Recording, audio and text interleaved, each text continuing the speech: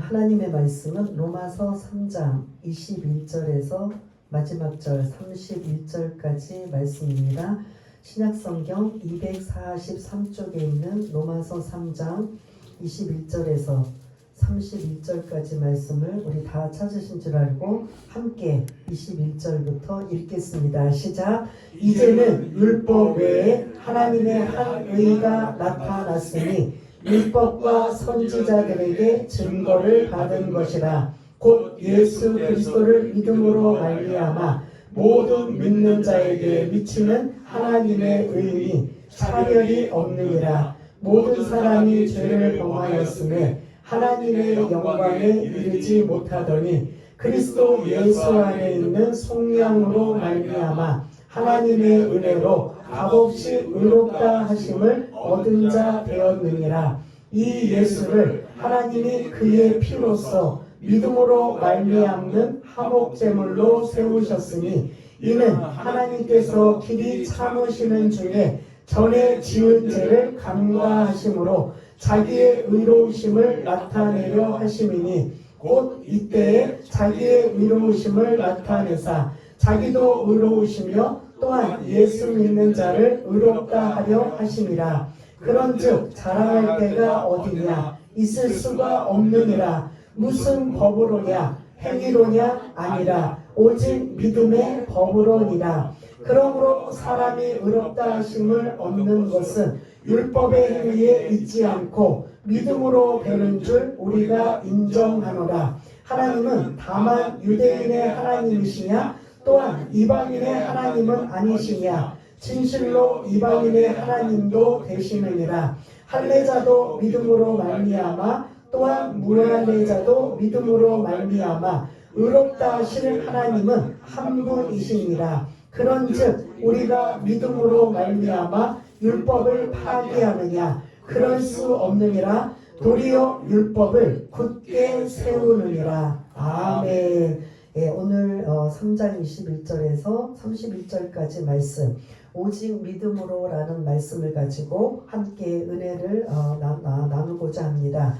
우리가 지난주까지는 1장부터 3장 20절까지는 여러분들이 어떻게 보면 이 주일날 나와서 무겁고 딱딱한 죄에 대한 말씀을 우리가 계속 나누었습니다. 1장에도 2장에도 3장 20절까지 이방인의 죄 그리고 유대인들의 죄, 이러한 모든 그런 인간은, 모든 사람은 다 죄인이다. 죄인이 아닌 사람, 이 성경 말씀을 근거로 해서 아닌 사람 어디 한번 나와봐라. 그런데 우리가 성경 말씀을 근거로 한다면 죄인이 아닌 사람이 하나도 없다라는 겁니다. 그래서 우리가 몇 주간을 걸쳐서 1장 1절부터 3장 20절까지 우리 모두는 죄인입니다 라고 우리가 고백할 수밖에 없는 거예요. 마치 우리가 암 환자가 처음에 어디가 아파서 병원에 갔지만 의사가 어떤 진단을 내리기 전에 반드시 검사부터 시작합니다.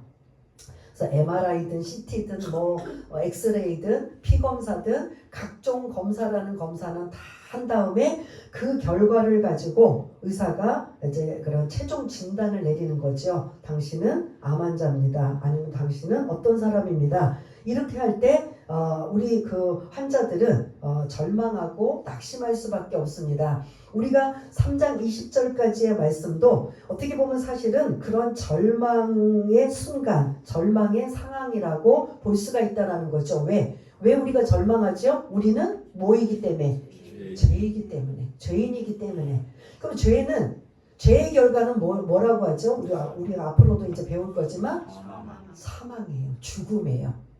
그 죽음이 영적인 죽음, 육적인 죽음. 죽음뿐만 아니라 또 하나는 뭐냐면 하나님이 우리를 창조하셨는데 하나님과의 관계가 차단이 돼버리는 거예요. 죄 때문에. 그래서 죄라는 거에 대한 이 부분을 인하여 하나님이 원래 그런 천지를 창조하시고 우리 인간을 창조하셔서 원래 계획하셨던 모든 것들이 다 어그러지고 삐그러지고 차단이 돼버렸던 것이 다 뭐로부터 온 것이냐? 죄로부터 왔다라는 겁니다. 마치 여러분들이 죄하니까 하도 교회에서 죄하니까 이제는 뭐 이제 이골이 나고 이게 이제 뭐 적응이 돼서 그거에 뭐를 그렇게 별로 이렇게 무겁다고 생각이 안 들어라고 생각할 수가 있는데 여러분들이 어느 날 죄송한 얘기지만 청천벽력과 같은 어떤 그런 육체적인 고통이 온다고 한다면 여러분들 그 절망은 말할 수 없을 거예요. 그런데 우리가 죄인이라는 이 죄가 이 청천벽력과 같은 절망의 고통을 우리가 사실은 이 3장 20절까지 느껴져야 된다라는 거죠. 왜냐하면 하나님이 우리를 창조하시고 하나님이 우리에게 복을 주시기를 원하는데 이 모든 것들이 다 없었던 것이 돼버리고 죽음으로 생명으로 죽음으로 사망으로 그리고 하나님의 관계가 차단되는 이 엄청난 것에 죄의 결과가 이루어지고 있다라는 겁니다. 그러니 이 죄 문제를 우리 힘으로 해결할 수가 없어요. 그래서 우리 모두는 죄 아래에 있고 그 죄의 사망의 이제 뒷부분에서도 우리가 계속 말씀을 나누지만 죄의 종로로 탈 수밖에 없는 우리들이었는데 이제 오늘 3장 21절 오늘 본문부터는 죄로부터 해방할 수 있는 하나님의 해결책을 알려주시는 거예요. 그래서 살 길을 열어주시는 거예요. 하나님을 만나고 하나님의 교제의 길을 열어주시는 이러한 위대한 소망, 희망의 메시지가 오늘 이제 이 본문에 담겨져 있는 걸 볼 수가 있습니다. 그래서 1장 1절부터 3장 20절까지는 죄인이라는 절망의 순간에서 우리가 답답하고 막막하고 암울했지만 오늘 본문을 통해서 이제 해결하는 하나님이 해결책을 주셔서 우리가 새롭게 살 수 있는 방법, 죄인이 그래서 오늘 21절부터 31절까지 11구절인데요. 이 11구절에 의라는 단어가 9번이 등장해요. 엄청 많이 등장하는 거죠. 11구절에 9번이 등장할 정도로 오늘 가장 많이 등장하는 의롭다, 의라는 이러한 것이에요. 여러분 죄인이라는 반대가 뭔지 아세요? 죄인의 반대, 의인이에요. 그런데 죄가 없다면 의인이 되라는 거, 의인이고 그 의인의 대표적인 속성을 가지신 분이 누구예요? 하나님이신 거죠. 그래서 하나님은 의이다. 하나님의 의라고 해서 오늘 21절부터 31절까지 보면 의라는 단어가 계속 반복적으로 이루어지고 있는데 우리가 3장 20절까지는 의라는 단어가 아니라 어디에 우리가 많이 포커스를 맞췄어요? 죄인이라는 것에 포커스를 맞췄는데 오늘 이 말씀부터 계속 우리는 죄인에서 뭘로 바뀌는?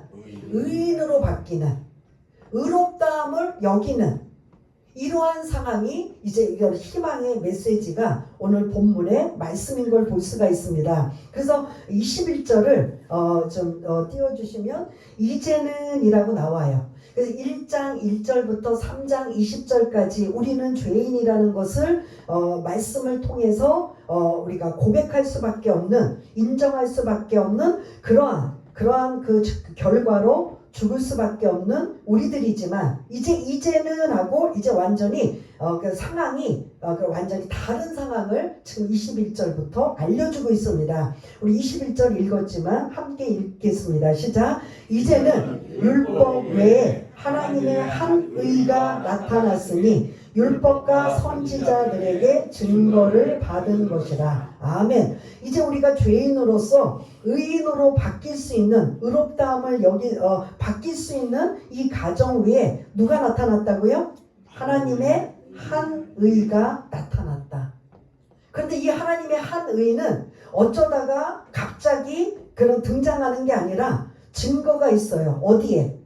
21절에 보면 율법과 선지자들. 이거는 제가 사도행전에도 계속 말씀드린 것처럼 이건 구체적으로 뭐라고 말씀드렸어요? 율법과 선지자들. 잊어버리셨어요? 율법은 모세 오경을 뜻하는 거고 선지자들은 그 예언서, 선지서예요. 그러면 이 모든 것들을 포함하여 율법과 선지자들 하면은 뭘 생각하셔야 돼요? 구약 성경, 구약 말씀을 생각해야 된다는 거죠. 그러면 한 의가 나타났는데 이 한 의가 갑자기 그냥 등장하고 나타난 게 아니라 이미 율법과 선지자들에게서 뭐가 되어진 말씀이에요? 그 구약에서 이미 예언된 말씀이라는 거죠. 누가? 21절을 근거로 하면 하나님의 한 의가 나타나는 거. 이러니까 좀 어렵잖아요. 그 하나님의 한 의를 22절을 읽어보니까 누구다? 예? 예, 곧 그 율법과 선지자들에게 증거를 받은 그 증거가 구약 성경에서 예언된 그 하나님의 의는 누구냐? 22절에 누구라고요? 예수 그리스도라는 거죠. 그럼 다시 21절을 여러분들이 보시면 이제는 율법 외에 하나님의 한 의 누가 나타나요?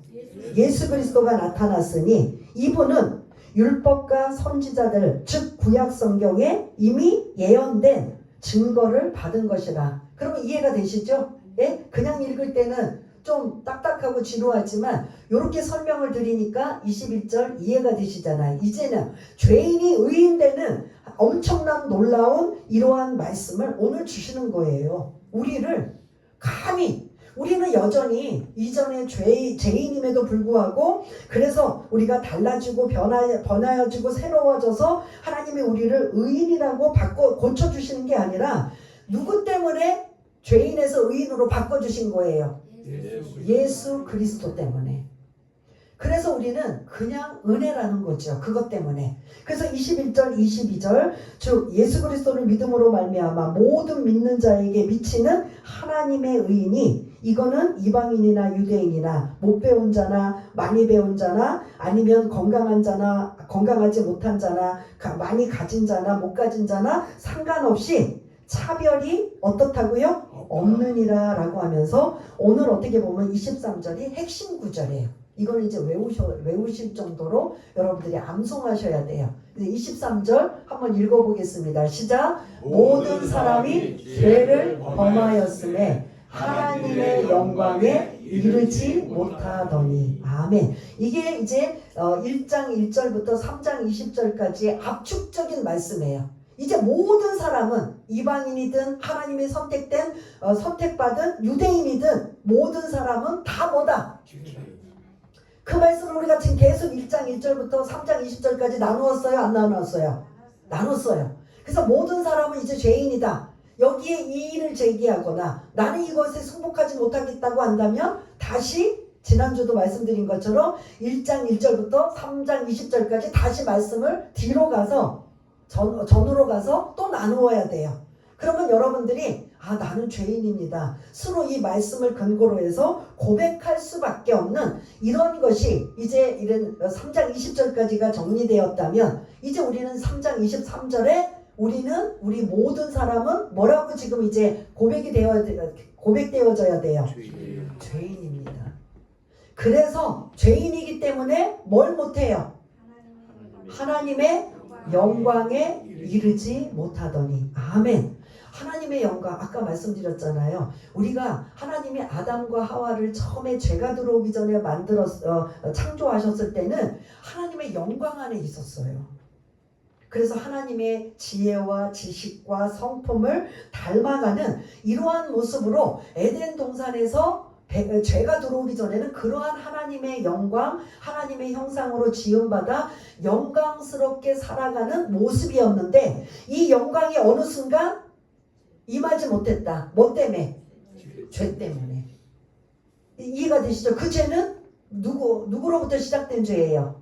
아담과 하와가 뭐를 따먹은? 선악과를 따먹은 원죄로부터 시작된 죄로 인하여 그 이후로 많은 죄들이 파생되어서 모든 것들을 포함한 죄 때문에 하나님이 처음에 우리를 만드셨을 때는 하나님의 영광 가운데 있기를 원하셔서 천사보다 조금 히브리서 그 2장 5절 이하의 말씀을 보면 천사보다 조금 못하게 하셨지만 모든 영광을 인간에게 주어졌는데 어느 순간 그 영광 하나님의 영광에서 벗어났던 계기가 뭐 때문에? 죄 때문에 벗어났다는 거예요. 그래서 23절 모든 사람이 죄를 범하였음에 하나님의 영광에 이르지 못하더니.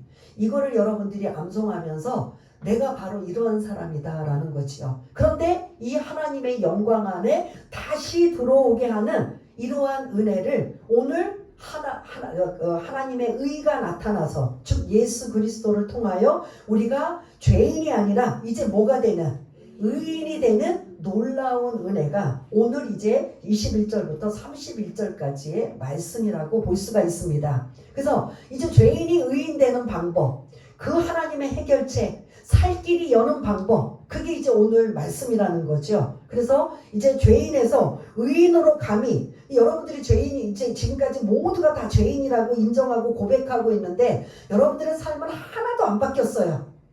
하나도 바뀌지 않았어요. 그런데 하나님이 이제 너희들 죄인이 아니고 뭘로 바꿔주신다고요? 의인으로. 뭐 때문에? 무슨 기준으로? 예? 대가를 지불했어요? 예수 그리스도를 믿는 믿음으로. 오직 믿음으로. 그래서 예수님이 우리의 죄 문제를 다 해결해 주셨단 말이에요. 이제 그 죄 문제를 해결해 주신 게 이제 그 다음부터 이제 나오는데 24절이에요. 24절 여러분들 딱 읽으시면서 어떤 단어가 딱 이렇게 둥둥둥둥둥 떠올라야 돼요. 어떤 단어일 거야? 24절. 속량이란 단어예요. 속량. 이게 경제 용어예요. 우리는 속량이라는 단어가 너무 낯설고 읽지가 않는데 이 지금 성경을 기록할 당시에는 주변에 어떤 사람들이 많았냐면 노예들이 많았어요. 이 로마가 원체 세계를 정복하고 전쟁을 하고 승리하면 반드시 누구를 끌고 와요? 노예를 끌고 오다 보니까 노예들이 막 그런 뭐 힘없고 병들고 뭐 이런 노예가 아니라 써먹을 만한 건강하고 힘있고 이런 써먹을 만한 이러한 노예들을 승전하면 전쟁에서 이기면 항상 이러한 것들 전리품으로 노예 그 물건뿐만 아니라 사람 노예들도 이제 그런 끌고 오는 걸 볼 수가 있습니다. 그러다 보니까 사도 바울이 이 속량이라는 단어를 쓸 때는 와닿아요. 근데 우리는 이게 와닿지가 않는데 이건 그 당시의 경제 용어로 노예들이 하도 많은데 이 지금 이제 노예 아닌 사람들이 자기가 노예가 필요해. 자기 집에 불일 머슴이나 아니면 여러 가지 보디가드나 뭐 여러 가지 그 용도로 물건 취급하듯이 그런 그 노예를 노예를 자기 것으로 얻기 위해서는 반드시 대가를 지불해야 돼요. 뭐를 지불한다? 돈으로 사서 그 노예를 해방시키는 거예요. 그러니까 반드시 속량이라는 게 노예가 자유가 없어요. 누군가에 그럼 속해 있어요. 그런데 그 노예를 누군가가 또 다른 사람이 나 저 노예를 해방시켜주고 자유를 주고 싶다, 해방시켜주고 싶다 하면은 반드시 뭐를 지불해야 돼요? 대가를 지불해야 되는 거예요. 그래서 이 경제적인 용어 속량이라는 이 단어를 쓰고 있는데 우리가 죄인임에도 불구하고 의인으로 대가를 지불하신 분이 24절에 보니까 누구다? 그리스도 예수시시다. 그래서 그리스도 예수 안에 있는 속량으로 그리스도 예수께서 우리가 죄인 되었을 때 의인으로 바꿔주기 위해서 대신 이분이 우리를 속량하셨다. 그래서 우리는 하나님의 은혜로 값없이 의롭다 하심을 얻은 자 되었다라고 죄인이 뭘로 바뀌는 거예요? 의인으로 바뀌는 이러한 말씀을 주고 있는 걸 볼 수가 있습니다. 그래서 이 속량이라는 경제적인 용어를 예수님을 통해서 쓰고 있는 걸 볼 수가 있고요. 25절을 또 띄워주시면 여러분들 25절을 쭉 내용이 굉장히 길지만 또 어떤 단어가 둥둥둥둥둥 여러분들 좀 둥둥둥 떠올라서 이렇게 포커스를 맞출 수 있는 단어를 한번 찾아보세요. 뭘까요? 네, 하목제물. 많이 들어보셨죠? 제물인데 무슨 제물? 하목제물이라는 거예요. 이게 이제 구약의 제사법으로 다시 돌아갈 수밖에 없는데 이 구약의 그런 제사를 드릴 때 하나님을 만나는 이러한 그 방편이 죄 문제를 해결하는 문제예요. 특별히 이 하목제물은 1년에 한 번씩 대제사장이 성전 성막 안에 성소에 들어갑니다. 대제사장이 성소에 들어가요? 지성소에 들어가요? 예? 성소, 지성소. 예? 박순희 권사님. 성소, 지성소. 대제사장이 1년에 한 번 들어가는 거. 그 입구에는 성막 안에 성소가 있고 지성소가 있어요. 그 성소는 언약 떡상, 그 등잔대 뭐 이런 것들이 있는데 그 안에 또 들어가면 뭐가 있어요? 지성소라고 해요. 그래서 우리가 은혜의 지성소라고 이제 찬양을 부르는 것도 볼 수가 있는데 1년에 한 번 이스라엘 백성들이 모든 죄를 하나님 용서해 주세요라고 대속하는 이러한 그 상황이 그런 대속죄일인데 이때 그 대제사장이 그 지성소에 유일하게 한 번 들어가는 거예요. 지성소는 아무나 막 들어가면 안 돼요. 청소한다고 들어가고 레위인이 들어가며 제사장이 들어갔다가는 그 지성소에 아무나 들어가면 거기는 무슨 일이 난다? 즉사예요. 들어가자마자 즉사예요. 그래서 1년에 한 번 들어가는 대제사장도 본인이 그런 깨끗하고 정결하게 준비되어서 들어가지 않으면 그도 어떻게 된다? 무서운 곳이에요. 근데 그 지성소 안에는 뭐가 있다? 법궤가 있는 거예요. 법궤. 그래서 1년에 한 번 대제사장이 들어갈 때 그냥 들어가지 않고 어떻게 들어간다? 허리에 끈을 바깥에 사람들이 질질질질 만일 거기서 대제사장이 즉사하면 누가 죽었는지 살았는지 모르잖아요. 근데 뭐 대제사장이 그 안에서 이렇게 몇 발짝을 움직이거나 하면 무슨 소리가 들려요? 방울 소리가 들리니까 살아있구나. 그런데 방울 소리가 안 들린다라고 하면 뭐 해야 돼요? 죽었구나. 그래서 바깥에서 그 허리춤에 묶어있는 그 줄을 뭐 하는 거예요? 땡겨가지고 그 즉사한 대제사장을 끌어내는 거예요. 죽었다고 그 안에 들어가서 시체를 꺼내온다. 그러면 들어가면 어떻게 된다? 그 사람도 죽는 거예요. 근데 요거는 조금 벗어났고 하목제물의 의미 그 1년에 한 번 들어가는 그 지성소 안에는 법궤가 있습니다. 법궤 위에 뚜껑을 시은자라고 해요. 뚜껑. 우리가 그 상자처럼 법궤가 있어요. 그 법궤 안에 3가지가 들어있어요. 그 3가지 위에 시은자라는 뚜껑이 있는데 그 뚜껑에 그 대제사장이 왜 들어가냐면 그 그 동물의 피를 가지고 들어가요. 그 피를 어디다가 뿌리느냐? 그 법궤 위에 뚜껑에 뿌리는 거예요. 뿌려서 하나님, 우리 이스라엘 백성, 하나님이 선택된 우리 백성들 모두 다 용서해 주옵소서라고 속죄하는 이러한 걸 볼 수가 있는데 그런 걸 하나님이 받으시면 그때 하나님의 임재가 그곳에 임하는 거예요. 근데 이 하나님의 임재가 일어나지 않고 진노가 임하면 그 대제사장은 어떻게 된다? 축사하는 거예요. 그러니까 이 지성소는 무서운 곳이에요? 안 무서운 곳이에요? 엄청 무서운 곳이에요. 그냥 이유도 뭐도 없이 그냥 즉사예요. 그래서 방울을 달고 가서 방울 소리를 듣고 바깥에서 막 궁금한 거예요.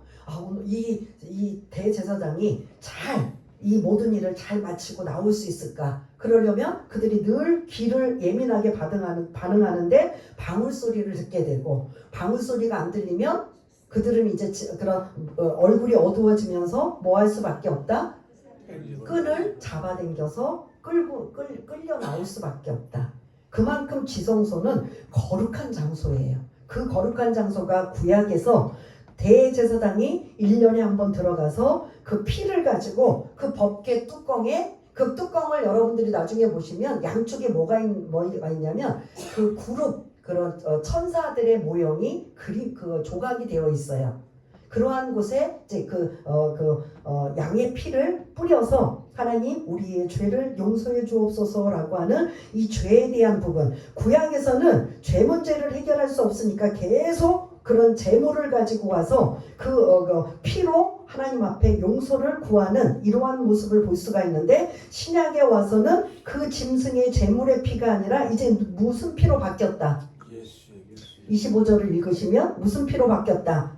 이 예수를 하나님이 뭐로?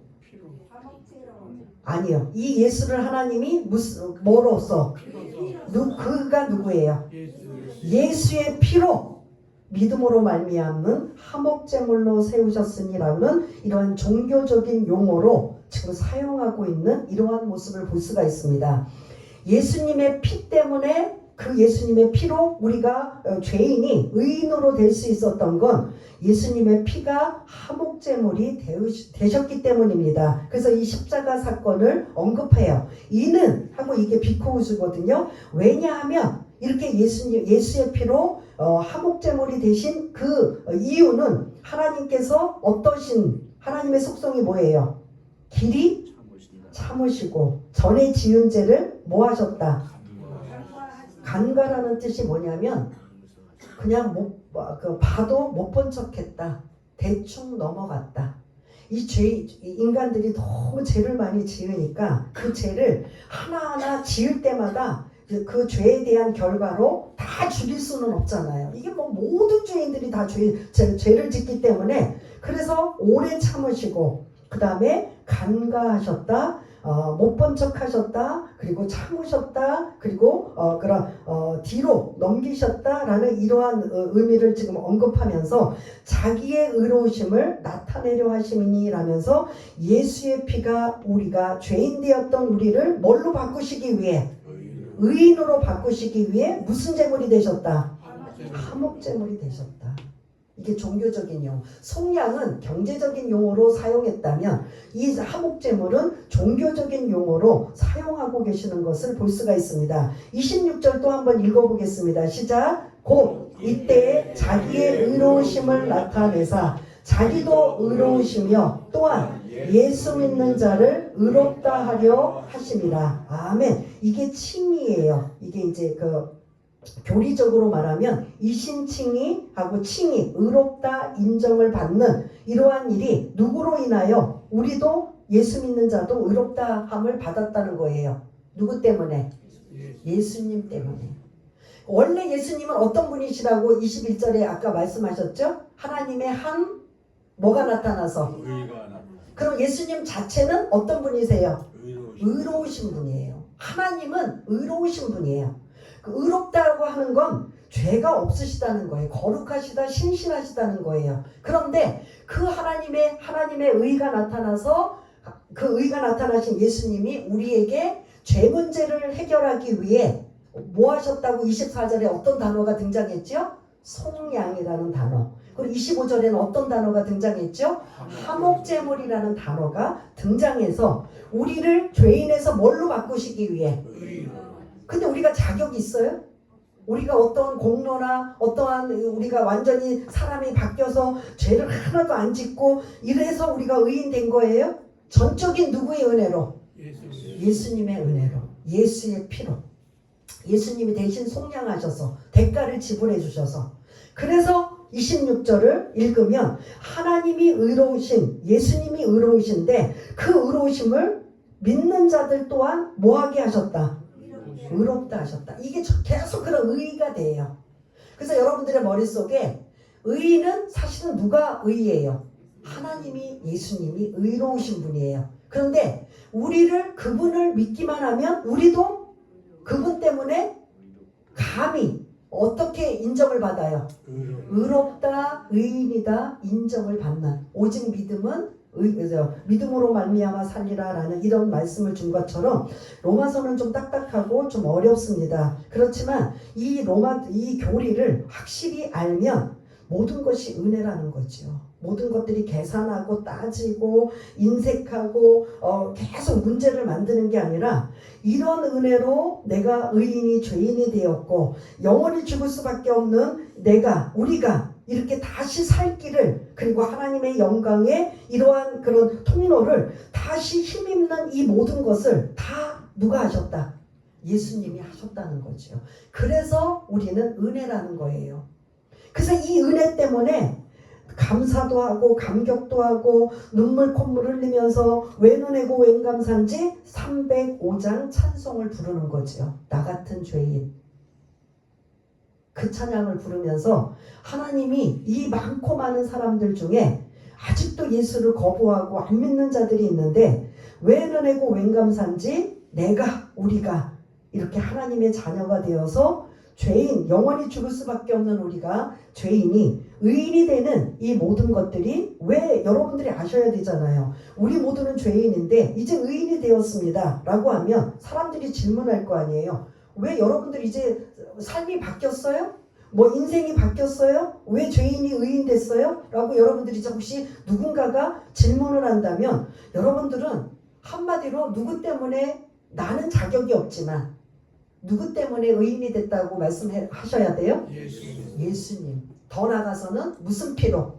예수의 피로 내가 예수님이 그 피로 화목제물로 대신 제물이 되셔서 내가 의인 되었습니다. 그러므로 나는 이 의인이 감히 거저받았기 때문에 자격 없는 나에게 그리고 받을 수 없는 이러한 나에게 이렇게 죄인이 의인이 됐다라는 이거 하나만도 너무 감사해서 27절에 그러므로 우리는 이 죄인에서 의인으로 바뀐 것에 대해서 뭐 할 수가 없다?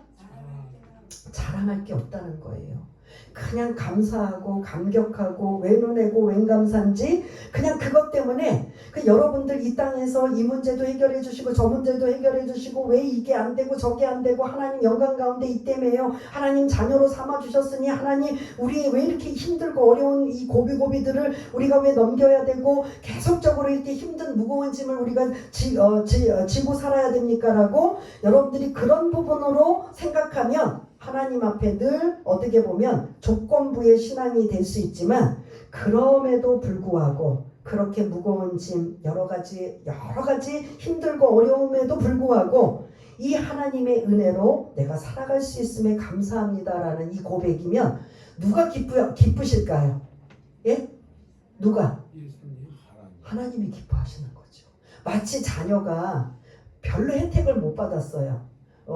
부모님이 능력이 그렇게 없어서 이렇게 부유한 혜택을 못 받고 문화 혜택도 못 받고 그래서 뭐 이렇게 여러 가지 다른 사람들보다 좀 제대로 못했음에도 불구하고 그것 때문에 왜 그랬느냐 왜 나는 이렇게 못 받았느냐 왜 나에게 이렇게 했느냐고 부모를 원망하고 따지는 게 아니라 그냥 부모님이 나를 낳아주신 것만 감사하고 길러주신 것에 감사하고 그래서 감사하면 누가 기뻐하실까요? 누가? 부모님이 기뻐하시듯 이제 이건 예를 드는 거예요. 그렇잖아요. 내가 그 자녀들은 내가 원해서 태어나는 게 아니잖아요. 선택은 어쩔 수 없이 내가 태어나 봤더니 어떤 사람은 좋은 환경에서 태어나고 어떤 사람은 좋지 못한 환경에서 태어나고 어떤 사람은 이런저런 환경에서 태어났는데 그것 때문에 이렇다 저렇다 원망하고 불평하는 게 아니라 그래도 나를 이 힘들고 어렵지만 열악하지만 나를 낳아주시고 그리고 길러주셔서 그거 하나만 해도 감사합니다라고 한다면 사실 그 사람의 인성을 보는 거지 그 사람이 그렇게 말했다고 해서 뭐 확 달라지는 건 아니지만 그 사람이 어떻게 보면 부모를 인정해주고 그리고 자기도 이제 몸도 마음도 건강한 삶을 살아가는 이러한 모습처럼 우리가 오늘 이 말씀 오직 믿음으로 의롭다함을 얻었던 우리들은 자랑할 것이 있다 없다? 없다라는 소리예요. 그냥 우리는 입에서 뭐가 나와야 돼요? 감사, 은혜가 나와야 되는 거예요. 그래서 계속 그렇게 은혜가 나와요. 내 지금 앞에는 해결해야 될 문제들이 엄청 많아요. 이거 좀 하나님이 해결해 주시고 저것도 해결해 주시고 내 마음대로 내 원대로 다 해주시면 좋고 그때는 내가 은혜라고 쓰고 싶은데 아직은 내가 지금 무거운 짐이 너무 많아서 은혜라는 단어를 못 쓰겠어요 라고 함에도 불구하고 그 하나님 앞에 엎드리면 하나님 이 모든 것이 하나님의 은혜입니다 라고 고백되어진다면 누구를 정말 제대로 신실하게 믿는 걸까요? 예수 그리스도 하나님. 그러면 그렇게 고백되어 야 너는 지금 문제투성이고 지금 뭐 해결할 것도 많은데 어떻게 그런 은혜가 나오고 그냥 감사 감격이 나오냐라고 하면 전능하신 하나님이 그 사람을 어떻게 하실 것 같아요? 여러분들이 만약에 하나님이시라면 예? 그럼에도 불구하고 어떠실 것 같아요? 지금 내 앞에는 문제투성이야. 그래서 하나님 이것도 저것도 해결해 주세요라고 그냥 진짜 많은 무거운 짐이 있는데 그럼에도 불구하고 내가 하나님의 자녀가 된 게 얼마나 감사하고 이 무거운 짐을 하나님 앞에 기도할 수 있는 게 얼마나 감사하고 그래서 그 은혜입니다 은혜라고 하면 하나님이 기뻐하셔서 결국 하나님은 우리를 어떻게 대하실까요? 예? 계속 너 은혜니까 그 무거운 짐 계속 짊어지고 살아 이렇게 할까요? 어떻게 할까요? 이렇게 힘든데, 이렇게 신음 중에 있는데, 이렇게 고통 중에 있는데 하나님을 인격적으로 섬기고 의지하고 은혜로 감사 감격하고 있는데 내가 뭔들 안 들어줄까? 왜 부모님들 그러잖아요. 자녀들이 조금만 잘해도 뭐 줄까? 하고 막 그렇게 막 꺼내서 주듯이 하나님은 그 부모보다도 뭐 하신 분이다? 더 하신 분이에요. 여러분들이 지혜로운 분이라면 내 앞에 엄청난 산 같은 문제가 있어도 내 하나님 앞에서만큼은 내가 하나님의 자녀이기 때문에 자녀로서 하나님 앞에 받은 거에 대한 감사와 감격. 그런데 하나님이 너무 좋아요. 하나님이 너무 은혜가 많으시고 너무 감사해요. 그리고 그렇게 고백하고 영광 돌리면서 그런데 하나님 제가 지금 너무 힘들어요. 하나님 저 이 모든 것들을 좀 주님 무거운 짐 다 내려놓으라고 했잖아요. 그 무거운 짐 다 주님 앞에 내려놓을 터이니 하나님 제 짐을 좀 가볍게 해주세요. 여러분들이 기도할 때 이렇게 하는 게 나아요? 아니면 다짜고짜 하나님 저 죽을 것 같아요. 너무 힘들어요. 너무 고통스러워요. 그러니 하나님 이 문제 해결해 주세요. 그래야만 내가 하나님의 은혜를 생각하고 하나님께 감사하겠어요. 여러분 전자 후자 어떤 게 여러분들이 만약에 하나님 입장이라면 어떤 게 나을 것 같아요? 아시긴 참 잘하시죠. 어떻게 보면 하나님을 감동시키는 게 그거라는 거죠. 지금 나는 여전히 무거운 짐, 엄청난 산 같은 문제들이 쌓여 있지만 그거는 내 문제고 하나님이 나를 이 많고 많은 사람들 중에 자녀로 삼아주시고 택하여 주시고 이래서 죄인이 의인된 이거 하나만 해도 여러분들이 진짜 1시간 2시간 저는 그렇게 해봤기 때문에 기도할 수 있어요. 눈물로 감사로 감격으로 하나님을 어떻게 보면 일부러 약아서 하나님을 감동시키려고 그러는 게 아니라 이게 어거지로 안 돼요. 사실은 눈물도 어거지로 돼요? 안 돼요? 안 된단 말이에요. 근데 어느 순간 그것도 이제는 우리는 메말라가지고 이것도 이제는 없어져 버렸는데 여러분도 솔직히 신앙생활 오래 하신 분들 중에 한때는 그거 하나 때문에 눈물 콧물 흘리며 감사 감격하며 그 하나님의 은혜가 너무 귀하고 소중해서 이 내 지금 당장 눈앞에 있는 모든 짐들이 이제 그게 크게 보이지 않고 하나님을 크게 보는 이러한 그런 때가 여러분들에게도 한때 있었다 없었다? 우리 이성길 아주 집사님만 있었나 봐요. 다른 분들은 없었나 봐요. 어느 순간 그것들이 다 식어져서 그게 첫사랑이라는 거죠. 그 첫사랑들이 다 식어져서 이제 그 갈급한 영혼으로 바뀌어졌다면 오늘 이 이신칭이 오직 믿음이라는 이 그런 교리적인 용어지만 어떻게 감히 내가 죄인인데 뭘로 바뀌었다? 의인 될 수 있었던 이 놀라운 은혜는 전적인 누구의 은혜였다? 예수님의 은혜였습니다. 라는 거예요. 그래서 27절에 나는 그러므로 구원받은 하나님의 자녀이기 때문에 자랑해야 된다. 안 해야 된다. 자랑할 게 없다는 거예요. 막 사람들 막 인정받고 싶어서 나 이거 했어요 저거 했어요 막 하는데 예수님도 인정받으려고 안 하시는데 우리는 감히 인정받을 상황이 아니라는 겁니다. 그래서 27절 28절 29절에 보면 이제 자랑할 것이 없다. 그 다음에 차별하지 않으신다. 많이 배웠던 못 배웠던 많이 가졌던 못 가졌던 뭐 힘 있는 자든 없는 자든 하나님은 누구나 상관없이 믿음으로 반응하면 예수님이 그렇게 오셨던 걸 나는 믿습니다 라고 반응하면 모두 다 어떤 자로 바뀌게 한다? 의롭다함으로 바뀌어주신다. 그래서 차별도 없고 자랑할 것이 하나도 없다. 이제 마지막 31절만 나누겠습니다. 31절 한번 읽어볼까요? 시작. 그런즉 우리가 믿음으로 말미암아 율법을 파기하느냐? 그럴 수 없느니라. 도리어 율법을 굳게 세우느니라. 아멘. 유대인들이 목숨처럼 여기는 게 뭐였어요? 율법이었었어요. 율법은 다른 말로 뭐예요?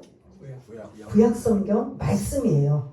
그러니까 여러분들이 율법하면 좀 어렵게 느껴지면 말씀을 파기했느냐? 그럴 수 없느니라. 그러니까 유대인들이 아니 믿음으로 구원받았다면 그럼 율법은 왜 주셨어요? 그러면 율법은 파기해도 되는 거 아니에요? 이제 유대인들이 또 이런 질문을 지금 언급하고 있는 거예요.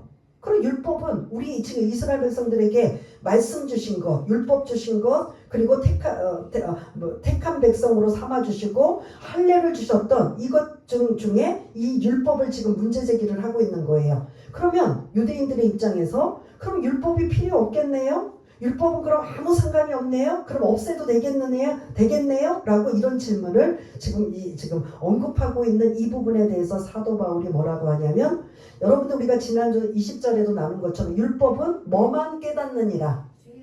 죄만 깨닫느니라. 내가 죄인인지 아닌지, 내가 지금 죄를 짓고 있는지 안 짓고 있는지를 기준이 있어야 되는데 그게 뭐다? 율법이라는 소리예요. 말씀이라는 거예요. 죄인이 의인 돼가지고 의인으로 살아야 되는데, 의인으로 살아가서 이제는 내가 세상 사람들하고 이제 좀 다르게 살려면 기준이 있어야 되잖아요. 그 기준이 뭐라고요? 율법이라는 거예요. 그래서 율법은 구원의 조건은 아니지만 이제 구원받은 하나님의 자녀들이, 죄인이 의인된 사람들이 이제 의롭게 살려면 뭘 기준으로 해야 된다? 율법을 기준으로, 말씀을 기준으로 살아야 되기 때문에 그 마지막 문장, 도리어 율법을 뭐하느니라?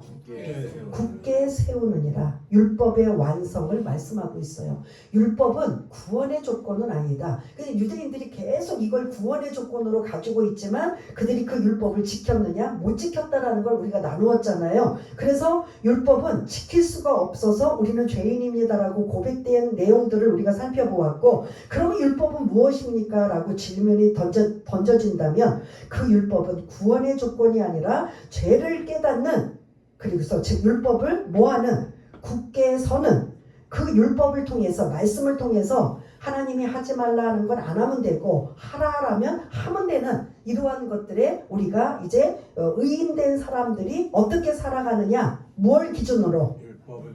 율법을 기준으로 살아가기 때문에 율법을 파기해서는 안 된다라는 이러한 말씀을 주고 있습니다. 예, 정리하겠습니다. 오늘 3장 21절에서 31절까지의 말씀, 죄인이 뭐가 되는 거예요? 의인이 되는. 죄의 종노릇 했던 우리가 이제 자유자로, 속량이라는 단어의 노예가 자유자로 바뀌었던 것, 그리고 화목제물은 이제 우리가 율법이 아닌 뭘로?